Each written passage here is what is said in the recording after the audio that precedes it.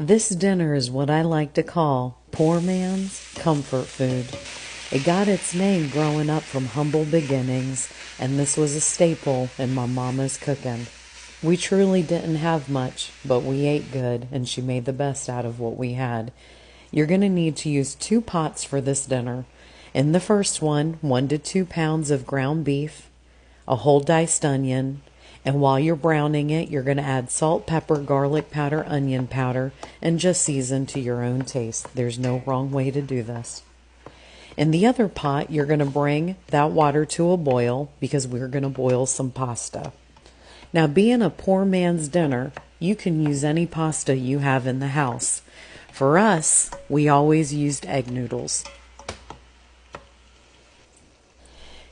Now I'm adding some Worcestershire sauce to that while I'm browning it a little bit more just to deepen the flavor of that beef. And I'm going to add those egg noodles and a little bit of oil into the water.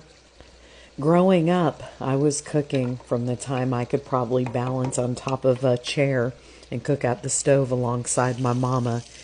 And even though we eat real good in my house and we can afford the finer things, this childhood staple is still something I crave often. And the minute I eat it, it brings me right back to my childhood.